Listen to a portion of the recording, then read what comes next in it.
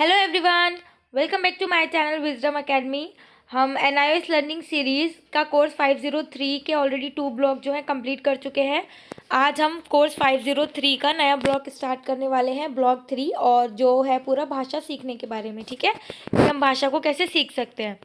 तो ऑलरेडी हम 2 ब्लॉक ख़त्म कर चुके हैं, तो हम अपना 3rd ब्लॉक स्टार्ट करते हैं, जिसमें 4 चैप्टर है: साहित्य एवं भाषा, और भाषा की कक्षा में शिक्षण योजना, और शैक्षिक सामग्री, और मूल्यांकन और आकलन। ठीक है, तो आज जो इस पर्टिकुलर वीडियो में हम साहित्य एवं भाषा करने वाले हैं चैप्टर 7, क्योंकि इससे पहले चैप्टर 6 तक हम कंप्लीट कर चुके हैं। ठीक है, तो चैप्टर 7 को आगे बढ़ाने से पहले हम थोड़ा सा रिवाइज कर लेते हैं कि ब्लॉक 1 और ब्लॉक 2 में हमने क्या पढ़ा है। ठीक है, तो ब्लॉक 1 में हमने पढ़ा कि लैंग्वेज क्या होती है, लैंग्वेज किस किस तरीके से सीखी जा सकती है, फर्स्ट लैंग्वेज सेकंड लैंग्वेज को सीखने में कैसे बैरियर का काम करती है, और किस तरीके से बहुत ज़्यादा हेल्प भी करती है। उसके साथ हमने बहुत सारे तरीके भी सीखे: व्याकरण, अनुवाद method, direct method, translation method, कि किन किन मेथड से हम लोग जो है नई नई भाषाएं सीख सकते हैं, और एक भाषा सीखने की जो आइडियल एज होती है वो क्या होती है, किस उम्र तक बच्चों का जो है 90% डेवलपमेंट, लैंग्वेज डेवलपमेंट हो जाता है, बच्चे बचपन में ज़्यादा जल्दी लैंग्वेज सीख जाते हैं या फिर बाद में 5 साल के बाद उनको लैंग्वेज सीखने में दिक्कत आती है। तो ये सारी चीज़ें हमने डिस्कस करी थी ब्लॉक 1 में। ठीक है, अगर आप लोगों ने वो वीडियोस देखी होंगी तो आपकी अंडरस्टैंडिंग अच्छी बनी होगी। अदरवाइज आपने वो वीडियोस नहीं देखी तो पहले आप उन वीडियोस को देख लो, ताकि जो एक बेसिक अंडरस्टैंडिंग है लैंग्वेज को लेके वो आपकी बन जाए, और आराम से आप जो आगे के आने वाले चैप्टर्स हैं आराम से समझ पाओ। ठीक है, इसके साथ हमने ब्लॉक 2 स्टार्ट करा था। ब्लॉक 2 में हमारा जो वो 4th चैप्टर था वो था बोलना और सुनना। तो बोलना सुनना, अगला चैप्टर था पढ़ना, फिर उसके अगला चैप्टर था लिखना। 5th 6th 7th 4th 5th 6th ये 3 चैप्टर थे हमारे इसमें। तो इसमें हमने क्या पढ़ा था, देखो, बोलना और सुनना, कि बोलना और सुनना जो है साथ साथ चलने वाली प्रक्रियाएं हैं, दोनों साथ साथ होती हैं। बोलने के बिना सुनना नहीं हो सकता, और सुनने के बिना बोलना नहीं हो सकता। तो उसमें हमने बहुत सारी चीज़ें पढ़ी: बोलना क्या होता है, सुनना क्या होता है, धारा प्रवाहिता क्या होती है ना, शुद्ध उच्चारण क्या होता है। बहुत सारी चीज़ें हमने 6th चैप्टर में डिस्कस करी, 4th चैप्टर में। फिर 5th चैप्टर जो था हमारा पढ़ना के बारे में था। तो उस वाले चैप्टर में रियली हमने उस पढ़ने को जाना कि रियल में पढ़ना क्या होता है। जैसे कि मेरे पास एक पेज है सामने में, उसमें सारी चीज़ें लिखी हुई हैं, वो मैंने पढ़ दी। तो यही सिर्फ पढ़ना नहीं होता, जो रियल डेफिनेशन होती है पढ़ने की, कि पढ़कर उसके अर्थ को समझना, वो होता है रियल में पढ़ना। और उसमें हमने काफ़ी सारे तरीकों के बारे में पढ़ा कि कैसे पढ़ा जाता है, कैसे पढ़ना चाहिए। नेक्स्ट सेम था हमारा 6th चैप्टर लिखना। तो लिखना क्या होता है, लिखा कैसे जाता है, लिखने के तरीके क्या होते हैं, एक शुद्ध लेखन की विशेषताएं क्या होती हैं, वो सारी चीज़ें हमने 6th चैप्टर में डिस्कस करी थी। ठीक है, तो इसी के साथ ही जो हमारा ब्लॉक 1 और ब्लॉक 2 जो था वो कंप्लीट हो गया था। आज हमें करना है हमारा साहित्य एवं भाषा। साहित्य एवं भाषा क्या होती है। ठीक है, देखो, इसका वैसे से जब हमने लिखना वाला चैप्टर करा था, चैप्टर 6 करा था, उसके बिल्कुल एंड में समरी टाइप में एक पॉइंट था कि साहित्य और भाषा का क्या है, अटूट संबंध होता है ना। तो वही अभी उस एक लाइन को उठा करके पूरा चैप्टर है कि साहित्य और भाषा आपस में किस तरीके से जुड़े हुए हैं, क्योंकि साहित्य और भाषा एक दूसरे के आपस में पूरक होते हैं। भाषा के बिना साहित्य नहीं लिखा जा सकता, और साहित्य के बिना भाषा का कोई मोल नहीं रह जाता। तो उसी की इम्पोर्टेंस के बारे में हम थोड़ा सा डिस्कस करने वाले हैं कि साहित्य और भाषा क्या होती है।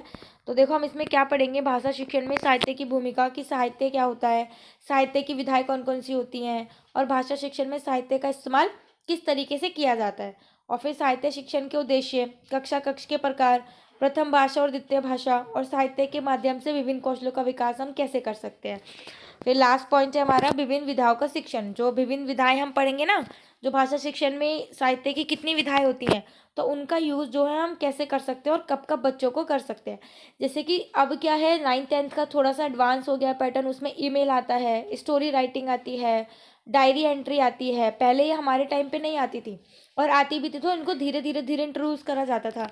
मीन्स 6th 7th 8th तक हमारे एक पैटर्न फॉलो करता था कि पत्र और निबंध आएंगे, फिर उसके बाद अनुच्छेद इंक्लूड होता था, फिर स्टोरी इंक्लूड होती थी, ज़्यादा से ज़्यादा उसमें हमें आर्टिकल दे दिया जाता था। बट अब क्या होता है, ईमेल राइटिंग भी आती है, पैराग्राफ भी आता है, और डायरी एंट्री भी आती है, और नोट्स बनाने के लिए आते हैं, समरी करने के लिए आता है, बहुत अलग तरीके की चीज़ें इंक्लूड हो चुकी हैं। तो वही है कि हम इन सब का यूज़ कैसे कर सकते हैं, और उसके बाद है हमारी समरी। ठीक है, तो स्टार्ट करते हैं। ये तो पढ़ने के बाद हमें ये सब आ ही जाएगा, ये हमारा अधिगम उद्देश्य है।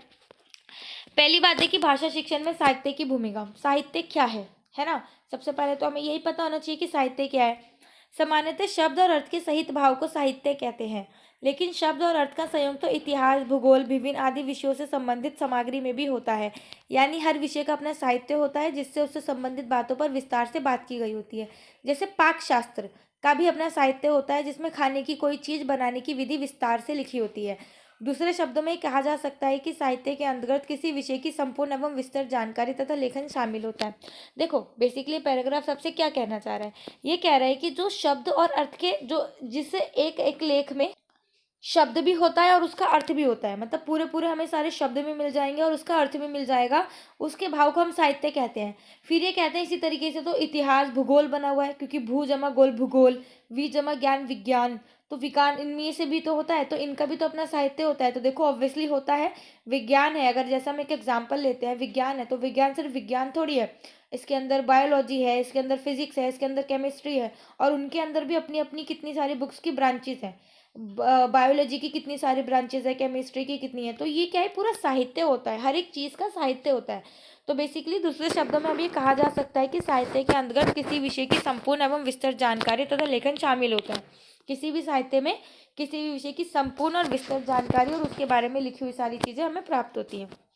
उपयुक्त सभी प्रकार के साहित्य को हम तीन भागों में बांट सकते हैं। मीन साहित्य जो है तीन प्रकार के होते हैं।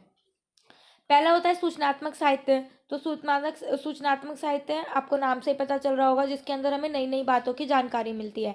इसके अंतर्गत आने वाली रचनाओं से नई नई बातों की जानकारी मिलती है, जैसे विश्वकोश, शब्दकोश, संदर्भ ग्रंथ आदि। फिर आता है विवेचनात्मक साहित्य। विवेचना मतलब विवेचना करना, आलोचना करना। आलोचना मीन्स कि साथ अच्छी बातें भी और बुरी बातें भी सारा हर तरीके से उसका आलोचना करना कि कैसी है चीज़, अच्छे से बुरी चीज़ें सारी अच्छी चीज़ें भी साथ में इंक्लूड करना। मीन्स लॉजिकल आंसर देना, किसी भी चीज़ के बारे में लॉजिकल थिंकिंग करना। तो विवेचनात्मक साहित्य क्या होता है, इस प्रकार की रचनाओं को पढ़कर हमारे अंदर और अधिक जानने की इच्छा पैदा होती है, क्योंकि इनमें किसी विषय पर तार्किक ढंग से और कारण सम्मता को दर्शाते हुए चीज़ों को स्पष्ट किया जाता है। जैसे फिलॉसफी, दर्शन विज्ञान है ना, फिलॉसफी साइंस और गणित की पुस्तकें। ठीक है, इन दोनों प्रकार के साहित्य को गैर सृजनात्मक या गैर सौंदर्यात्मक साहित्य भी कहा जाता है। तो हम इसको गैर सृजनात्मक, क्योंकि क्रिएटिव नहीं होता, जैसा का जैसी होगा वैसी का वैसी तो आपको लिखेगा, क्योंकि आप इसमें क्या क्रिएट करोगे, क्योंकि ऑलरेडी रूल्स हैं, ऑलरेडी रूल्स बने हुए हैं, ऑलरेडी आपको लॉजिक दिए हुए हैं, तो इसलिए इसको गैर सृजनात्मक या गैर सौंदर्यात्मक साहित्य भी बोला जाता है। ठीक है, फिर आता है हमारा लास्ट रचनात्मक या सृजनात्मक साहित्य। अब इसमें क्या होता है, इसके अंतर्गत आने वाली रचनाओं का लेखक हमारी जानी हुई बातों को इस तरह से कहता है कि हमारे अंदर पढ़ने की ललक उत्पन्न होती है। मीन्स एक तरीके से मोटिवेशनल कह सकते हैं।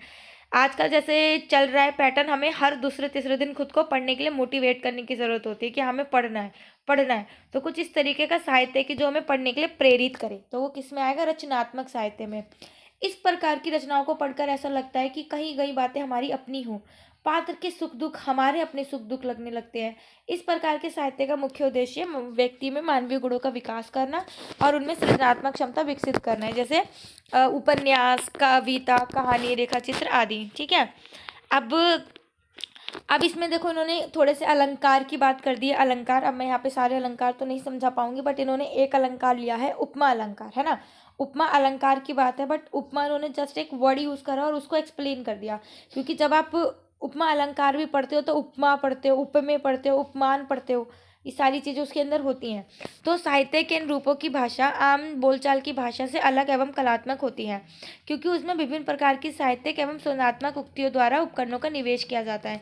ऑब्वियसली देखो, आम बोलचाल की भाषा में हम कुछ भी बोल देते हैं, ओ इधर आ, अबे इधर चल, तो अबे, ओ इधर आ, ये सब कोई साहित्य में थोड़ी ना लिखा जा सकता है। साहित्य के अपने अलग रूप होते हैं। तो साहित्य की भाषा में क्या होता है, कलात्मक उपकरणों का निवेश करा जाता है, जैसे उपमा, रूपक, पर्यायवाची, अनुरात्मक शब्द, इन सब का। तो इसमें उपमा को थोड़ा सा एक्सप्लेन किया हुआ है। उपमा से तात्पर्य ये है कि जब किसी वस्तु की तुलना किसी दूसरी वस्तु से करी जाती है तो हम उसे उपमा कहते हैं। तो उपमा के 4 तत्व होते हैं। उपमेय, जिस वस्तु की तुलना करी जाती है उसमें उपमा कहते हैं, मतलब जिस वस्तु की तुलना करी जाती है। और उपमान उसे कहते हैं जिस वस्तु की तुलना करी जाती है, जैसे मुख चंद्रमा के समान सुंदर है, तो यहाँ पे मुख की तुलना करी जा रही है ना, तो मुख क्या है, उपमेय, और तुलना किससे करी जा रही है, चंद्रमा से, तो चंद्रमा उपमान है। साधारण धर्म क्या है, जो दोनों की तुलना के लिए उल्लेख करा है, क्या मतलब विशेषण, एक तरीके का विशेषण, जैसे कि सुंदर, यहाँ पे कुछ भी हो सकता है, सुंदर, काला, गोरा, लंबा, पतला, कुछ भी, तो वो साधारण धर्म होता है। और वाचक धर्म क्या होता है? उपमेय और उपमान के बीच समानता बताने वाले शब्दों को वाचक शब्द कहते हैं। वाचक शब्द इन द सेंस की जो दोनों में है, कॉमन क्या है दोनों में, मतलब समान है, मुख्य चंद्रमा के समान है, दोनों में जो कॉमन चीज होती है वो हमारा वाचक धर्म होता है। ठीक है, फिर अनुरात्मक शब्द, हाँ ये मुझे बताना था। देखो अनुरात्मक शब्द क्या होते हैं? अनुरणात्मक शब्द वैसे शब्दों को कहते हैं जिनमें वर्णों अथवा शब्दों का प्रयोग इस तरह किया जाता है कि ध्वनि प्रभाव के कारण अर्थ का पता स्वयं ही चल जाता है।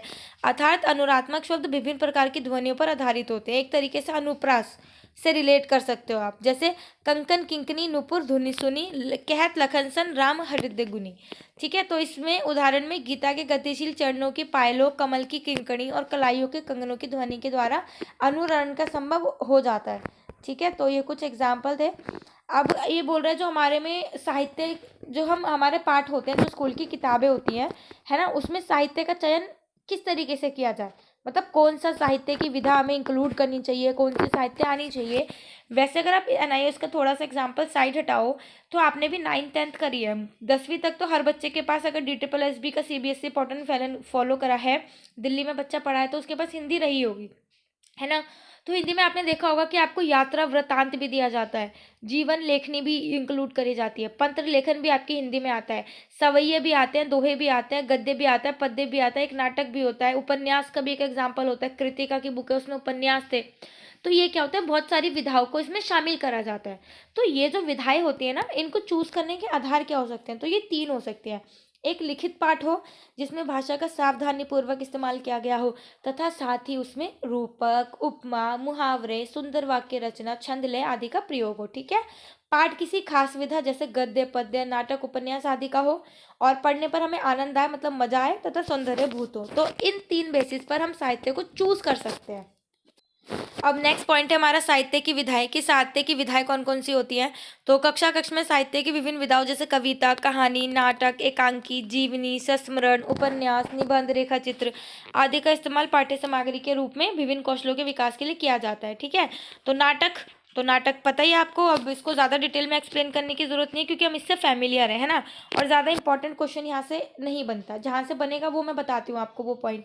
देखो, नाटक में किसी महापुरुष के जीवन की घटनाओं का अनुकरण किया जाता है। जो कलाकार इन घटनाओं का अनुकरण कर हमारे सामने पेश करता है उसको अभिनेता कहते हैं। नाटक में मूल अनुकरण या नकल होता है। नाटक का देखकर आनंद लिया जाता है, ये दृश्य काव्य कहलाता है, क्योंकि देख भी सकते हैं, सुन भी सकते हैं। फिर होती है एकांकी। एकांकी में जीवन के किसी भी एक पक्ष को ले लिया जाता है और इसमें कम से कम पात्र होते हैं। इसमें छोटी छोटी घटनाओं का वर्णन नहीं होता।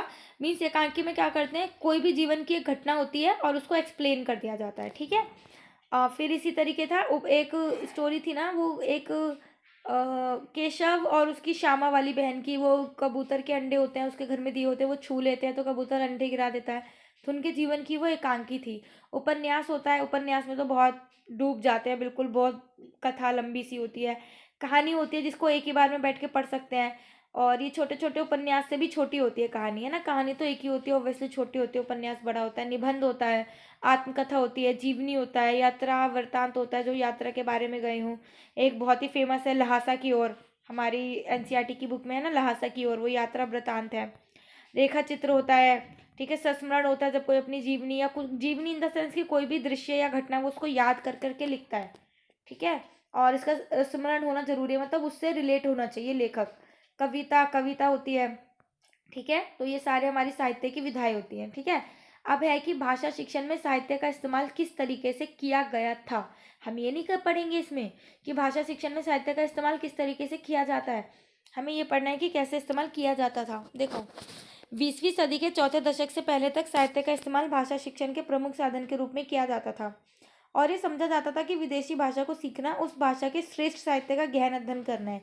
मीन्स कि अगर हमने कोई विदेशी भाषा सीख ली तो फिर हम उसका गहन अध्ययन कर सकते हैं उस भाषा के साहित्य का।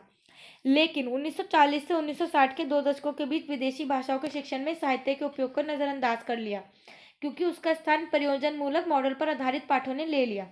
अब इसमें क्या होने लगा, उस समय साहित्य को मुख्यतः कुलीन वर्ग की अभिरुचियों से जोड़कर देखा जाने लगा तथा उसे भाषा शिक्षण के अनावश्यक साधन के रूप में माना जाने लगा। दरअसल परंपरा से भाषा शिक्षण का आधार व्याकरण शिक्षण था, लेकिन आपको तो पता है देखो कि व्याकरण आ जाने से भाषा नहीं आ जाती, है ना। और किसी को भाषा सीख लेने से उसका व्याकरण ठीक नहीं हो जाता, क्योंकि हम जिंदगी भर कभी भी एक भाषा में भी पूर्णतः 100% कुशल नहीं हो सकते। ये हम ऑलरेडी पहले डिस्कस कर चुके हैं। कहीं ना कहीं कैसे ना कैसे कुछ ना कुछ मिस्टेक हमारी रह ही जाती है। तो उसमें एक बहुत इंपॉर्टेंट स्टेटमेंट है विडोसन के अनुसार, मीन्स ये पेपर में आ सकती है। तो विडोसन के अनुसार भाषा विज्ञान संबंधी ज्ञान के दो स्तर होते हैं, एक तो व्यवहार का स्तर और प्रयोग का स्तर। ठीक है, तो ये पैराग्राफ पढ़ने की जरूरत नहीं है, मैं समझाती हूँ, मैं पढ़ती हूँ फिर आपको समझाती हूँ कि ये पैराग्राफ कहना क्या चाहता है। इनके अनुसार व्यवहार नियमों के ज्ञान को शामिल करता है, जबकि प्रयोग में प्रभावी संप्रेषण के लिए नियमों का कैसे उपयोग करना है की जानकारी शामिल होती है। ठीक है, एक लास्ट में लाइन में स्टेटमेंट है, देखो पौवे का तर्क क्या है कि साहित्य भाषा के सारे कौशलों को बढ़ाएगा, क्योंकि साहित्य भाषा विज्ञान संबंधी ज्ञान को बढ़ाता है। देखो ये जो पैराग्राफ है ना, वो ये क्या कह रहा है, हम भाषा को ना दो तरीके से यूज करते हैं। एक तो होता है हमारा व्यवहार का स्तर और एक होता है प्रयोग का स्तर। देखो हम अपना जो भाषा का व्यवहार है ना और प्रयोग करने का तरीका है वो हम बदलते रहते हैं।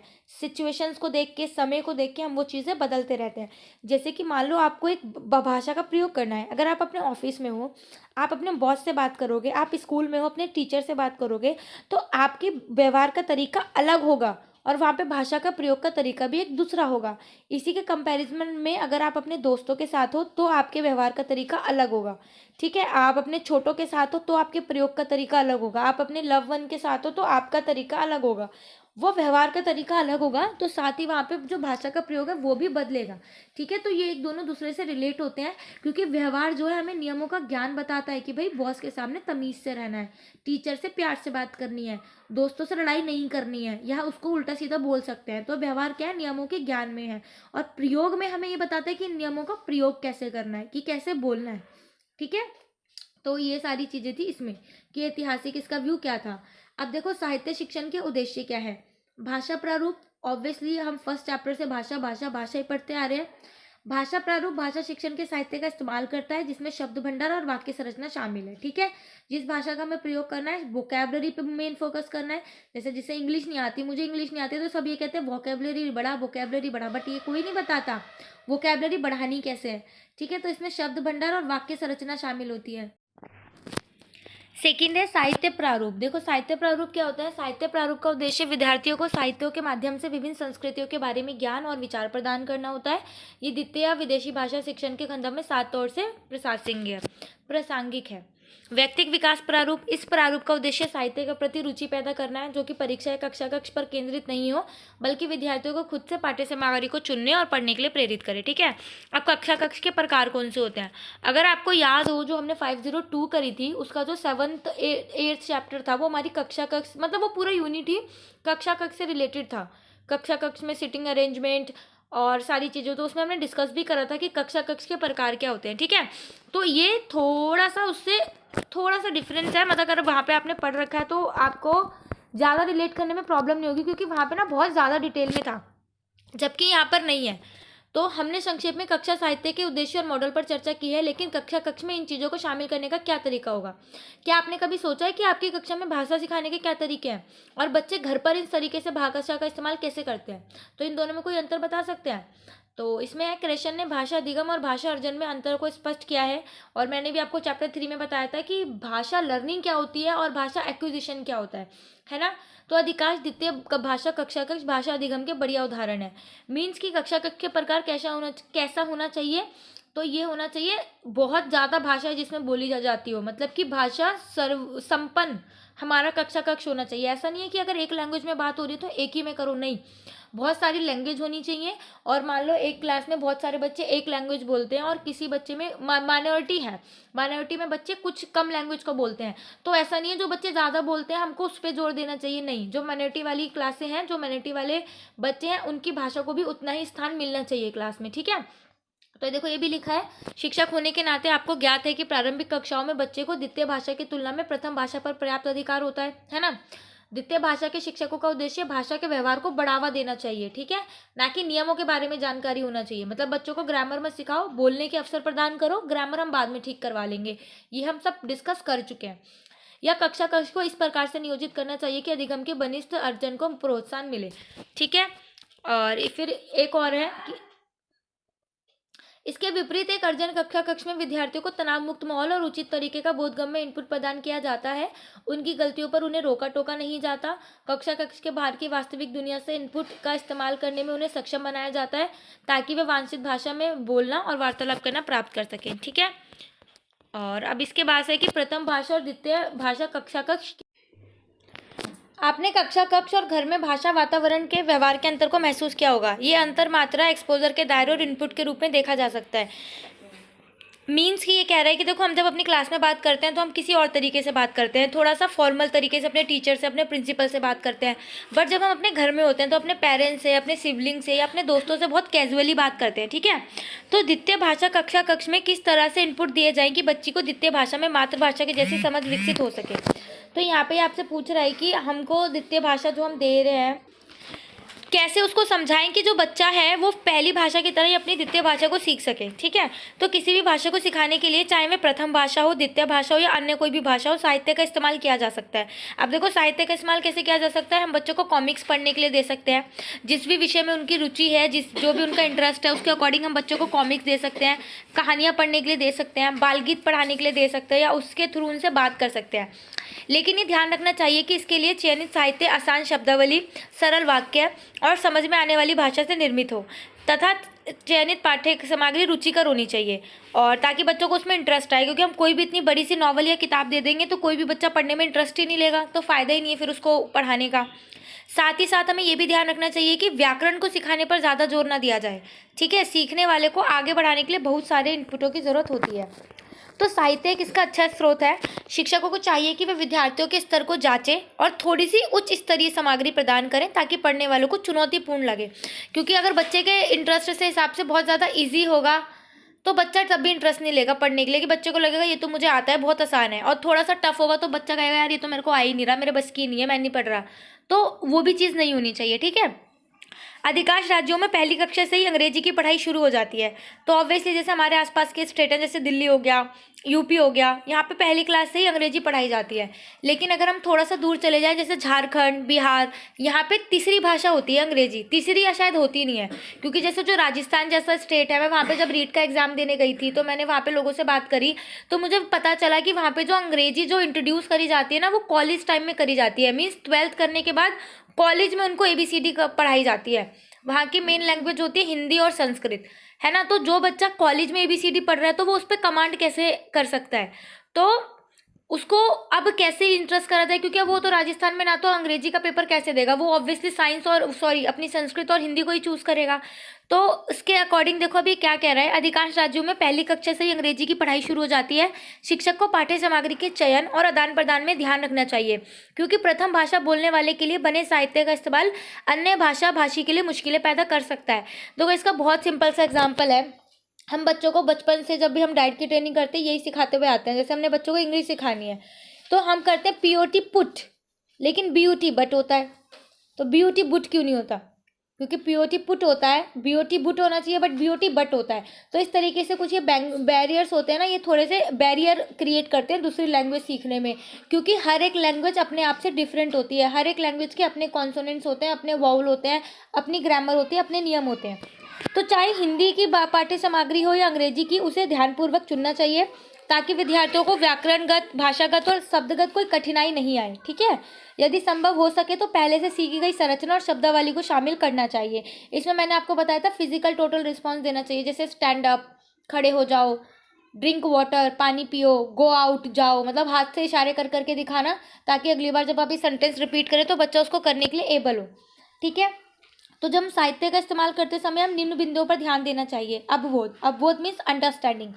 पाठ्य सामग्री की पूरी समझ जरूरी नहीं है, बल्कि आंशिक अवबोध जरूरी है। मीन्स हम जो बच्चों को पढ़ा रहे हैं जरूरी नहीं है बच्चों को पूरा का पूरा एज इट इज समझ में आ जाए, बट यस बच्चा उसको थोड़ा थोड़ा समझ सके। प्रतिक्रिया, बच्चे पाठ्य सामग्री पर प्रतिक्रिया दें। ये कथन के रूप में हो भी सकता है जो केवल हूबहू दोहराना नहीं हो बल्कि अपने मन से भी कहना हो। तो बच्चे अपने बना के अपने आप आराम से आंसर दे सकते हो। सृजनात्मकता के मौके हों और विश्लेषण, शब्द विश्लेषण या याद की गई सूचनाओं को दोहराव मात्र नहीं होना चाहिए, बल्कि बच्चों को कारण, विचार आदि ढूंढने के मौके मिलने चाहिए। ठीक है, फिर हमारा नेक्स्ट है कि साहित्य के माध्यम से हम विभिन्न कौशलों का विकास कैसे कर सकते हैं। अब तक हमने भाषा के कक्षा कक्ष में साहित्य का इस्तेमाल करने वाले सुश्रेष्ठ कारणों पर चर्चा की है। कहानी और कविताओं में आए विवरण सीखने वाले संदर्भ प्रदान करते हैं, जिसके फलस्वरूप भाषा का सटीक इस्तेमाल करना हमें आने लगता है। जैसे साहित्य के एक्सपोजर के दूसरे फायदे देखने को मिलते हैं, जैसे रुचिकर और तल्लीन रखने वाली एक कहानी एकाग्रचित्तता के दौरान कौशल का विकास अपने में शुरुआती पाठक की मदद करती है। मीन्स देखो ये क्या कह रहा है, मान लो मैं किसी को कोई दूसरी लैंग्वेज सिखानी है, हमने कोई कॉमिक पढ़ने के लिए दिए, कोई किताब पढ़ने के लिए दिए, तो वो पहले क्या पढ़ेगा, उसको इंटरेस्ट से पढ़ेगा, आराम से पढ़ेगा, ठीक है। फिर वो थोड़ा सा दिमाग लगाएगा कि हाँ ये कहानी क्या कह रही है, उसको समझने की कोशिश करेगा, ठीक है। धीरे धीरे धीरे ऐसे और पढ़ के उसको खुद की फ्रीडम लगेगी, वो खुद का हाइपोथेसिस बनाने लगेगा, जो उसका मीनिंग का अर्थ होगा, मतलब जो मीनिंग होगा उसकी कहानी का, वो खुद से अपने मीनिंग बनाने लगेगा। तो ऐसे इस तरीके से हम क्या कर सकते हैं, यदि हम विद्यार्थियों को खास साहित्यिक संसार और माहौल प्रदान करते हैं तो वह अपनी मनोसामाजिक संदर्भ में अपने आप को जोड़ सकता है। वह साहित्य के इस्तेमाल से विचार प्रक्रिया को नियंत्रित करना सीखता है तथा समाज में सकारात्मक रूप से योगदान करने की अपनी शक्ति और संभावना को महसूस करता है, ठीक है। और ये वाली जो डेफिनेशन है ये इंपॉर्टेंट है, इसको हाईलाइट कर लेना, क्योंकि ये डेफिनेशन आई थी और हमसे पूछा था कि ये किसने दी है। इसलिए साहित्य की सराहना करते हुए सी स्कॉट 1965 ने लिखा है कि साहित्य राष्ट्र की सौंदर्यपरक, नैतिक और आध्यात्मिक मूल्यों तथा सामाजिक व्यवस्था के नियमों यानी संस्कृति का आईना है। बेसिकली साहित्य क्या है, साहित्य संस्कृति का आईना है, ये स्कॉट ने बोला है। देखो स आ रहा है, स्कॉट ने कहा है कि साहित्य संस्कृति का आईना है, ठीक है। और विडोसन के अनुसार, वैसे डेफिनेशन आई नहीं है, बहुत बड़ी है, बट स्टिल नाम याद रखना है। विडोसन के अनुसार साहित्य का इस्तेमाल केवल भाषा व्यवहार या सांस्कृतिक विषय वस्तु को समझने के लिए नहीं होना चाहिए, बल्कि संवाद निर्माण के लिए भी होना चाहिए। साहित्यिक सामग्री न केवल पठन कौशल को बढ़ाने में सहायक है, बल्कि श्रवण, वाचन और लेखन कौशल में भी हमारी मदद करती है साहित्य। अब नेक्स्ट पॉइंट है कि हम विभिन्न विधाओं का शिक्षण कैसे कर सकते हैं। देखो अभी हमने विभिन्न विधाएं पढ़ी, कहानियाँ, कविताएं, निबंध, जीवनी, रेखाचित्र, संस्मरण। तो हम इसको कैसे यूज़ कर सकते हैं, तो प्राथमिक और उच्च प्राथमिक कक्षाओं में विधाओं को शामिल करने का अधिकार। तो शामिल करने का आधार क्या होना चाहिए, पाठ्य पुस्तकों में कहानियाँ होनी चाहिए, लोक कथाएं, पौराणिक कथाएं और दंत कथाएं अक्सर शामिल रहती हैं। जबकि उच्च प्राथमिक कक्षाओं की किताबों में उपन्यास, नाटक, एकांकी, रेखाचित्र, संस्मरण, जीवनी, आत्मकथा आदि देखने को मिलते हैं। कहानियाँ सरल होती हैं। छोटे पाठ्य सामग्री और उनकी संक्षिप्तता बच्चों को कहानियाँ पढ़ने के लिए प्रोत्साहित करती है। कहानी में पूरी बात कुछ ही पृष्ठों में समाहित होती है, ये बच्चों में रुचि पैदा करती है और साथ ही साथ चुनौतीपूर्ण भी होती है। शुरुआती दौर में राइम बच्चों को समझने में आसान लगती है। बाद की कक्षाओं में शब्दों के चयन से उनमें संवेदनशीलता का विकास होता है। मीन से बस ये पैराग्राफ अब से यही बोला जा रहा है कि हमारे जो विभिन्न विधाएं हैं, हमें उच्च प्राथमिक स्तर पर और प्राथमिक स्तर पर उनके लेवल के अकॉर्डिंग इनको यूज़ करना चाहिए और उनको ऐड करना चाहिए, ठीक है। जैसे आधारभूत भाषाई कौशलों, पढ़ना, लिखना, सुनना और बोलना के साथ साथ भाषाई प्रकरणों, शब्दावली और व्याकरण के विकास में साहित्य का महत्वपूर्ण योगदान है। एनसीईआरटी की हिंदी और अंग्रेजी की पाठ्य पुस्तकें ये समझने के लिए देखी सकती हैं कि अपेक्षित कौशल और बच्चे के स्तर के अनुसार किस तरह से पाठ्य सामग्री में बदलाव आता है। क्यों? क्योंकि देखो कक्षा 1 की हिंदी की पाठ्य पुस्तक सरल लाइन से शुरू होती है। आखिरी में कहानियाँ तब आती हैं जब ये कल्पना किया जाता है कि बच्चे ने कहानी का अनुसरण करने के लिए काफ़ी एकाग्रचित्ता का विकास कर लिया है। दूसरी तरफ कक्षा 5 की पाठ्य पुस्तक में कई प्रकार की गद्य, कहानियाँ, निबंध, साक्षात्कार, पद्य और नाटक शामिल रहते हैं। प्रेमचंद की ईदगाह, जयशंकर प्रसाद का छोटा जादूगर जैसी कहानियों में संवेदनशीलता का विकास करते हैं। तो ये एनसीईआरटी की बुकें हैं जो हमने पढ़ी हुई हैं और उनमें ये सारी चीज़ें होती हैं। उच्च प्राथमिक कक्षाओं के बच्चे बचपन और किशोरावस्था के बीच में होते हैं। इस अवस्था में ऐसी कहानियाँ और कविताएं प्रासंगिक और लोकप्रिय होती हैं जो बचपन के प्रति प्रेम की भावना को उकसाएं और साथ ही साथ भविष्य की योजना बनाने के लिए प्रोत्साहित करें। तो नाटक और एकांकी इसमें जो है अच्छा रोल प्ले कर सकते हैं। फिर नेक्स्ट है कि कक्षा कक्ष में इन विधाओं का उपयोग कैसे करें, ठीक है। तो कहानियों का हम इस्तेमाल कैसे कर सकते हैं, इसमें सबको अलग अलग डिफाइन करा हुआ है। तो कहानियों को कैसे इस्तेमाल कर सकते हैं, प्राय सभी पाठ्य पुस्तकों में कहानियाँ होती हैं। किसी उपयुक्त कहानी के सार का चयन करके आप निम्नलिखित गतिविधियाँ करा सकते हैं। आप बच्चों से लिखने के लिए कह सकते हैं कि आगे क्या होगा या ठीक पहले क्या होगा। किसी पात्र के व्यक्तित्व के बारे में पूछ ले या बच्चों से पूछे कि आप उसकी जगह होते तो आप क्या करते। आप पूछ सकते हो कि उसका जीवन में कुछ हुआ है या नहीं, या बच्चों को कहानियाँ सुना सकते हैं। बहुत सारी एक्टिविटीज़ होती हैं। पद्य का इस्तेमाल, जो हमारी पोम्स होती हैं हमारी क्लासेस में, तो उसमें क्या उसका मीनिंग क्या है, पोम का मीनिंग पूछ सकते हैं, या ये कविता किसके लिए है, कविता क्यों लिखी गई है। हम उनसे बच्चों से चर्चा करा सकते हैं। हम बच्चों से बोल सकते हैं कि आप इसकी मीनिंग को बदल के एक न्यू पोम क्रिएट करो, ठीक है। बच्चों को खुद की पोएम लिखने के लिए बोल सकते हैं। तो बहुत सारे तरीके हैं। नाटक और एकांकी का इस्तेमाल कैसे कर सकते हैं। अब देखो, नाटक और एकांकी के चयन के संबंध में कुछ विवाद है। कुछ लोग शास्त्रीय साहित्य की अपेक्षा समकालीन साहित्य को महत्व देते हैं।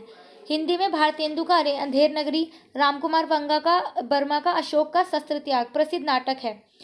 और विद्यार्थियों को कक्षा कक्ष में अपनी तरफ से सामग्री लाने के लिए कहा जा सकता है, जैसे समाचार पत्र की कतरने, आलेख, चित्र या कोई भी दूसरी सामग्री, या जो उन्हें लगता है कि एकांगी के लिए उपयोगी होगी, तो वह सारी चीज़ें हम बोल सकते हैं। फिर कक्षा कक्ष में समस्याओं से सामना मीन्स हमें बच्चों को ऐसा बनाना है लैंग्वेज के मामले में कि बच्चा जो है ना, समस्या आने से उसका प्रॉब्लम ढूंढे, ना कि समस्या से भागने लगे। ठीक है, जैसे प्रॉब्लम्स, हमें लैंग्वेज सीखते समय कोई भी प्रॉब्लम्स आ रही है या कोई भी बैरियर है, तो हमें बच्चों को इस तरीके से तैयार करना है कि बच्चा उन बैरियर को दूर करे, ना कि खुद ही भाषाओं से भागने लगे। तो साहित्यिक सामग्रियों का यदि उचित तरीके से चयन नहीं किया जाए तो सीखने वाले के लिए संरचना की दृष्टि से वह सामग्रियाँ काफ़ी जटिल साबित होती हैं।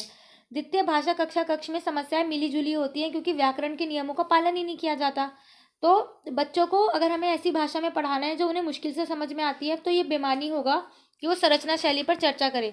हमें बच्चों को पहले बोलना सिखाना है, ग्रामर की टेंशन नहीं लेनी। ग्रामर एक बार बच्चा बोलना आ जाएगा, बोलना सीख जाएगा या उस लैंग्वेज को यूज़ करना लगेगा, तो हम ग्रामर को पहले बाद में भी सिखा सकते हैं। बट अगर हम सिर्फ बच्चे की ग्रामर ग्रामर ग्रामर पर जोर देते रहेंगे तो बच्चा ना सिर्फ ग्रामर के रूल रट के रह जाएगा, वो कभी लैंग्वेज सीख ही नहीं पाएगा।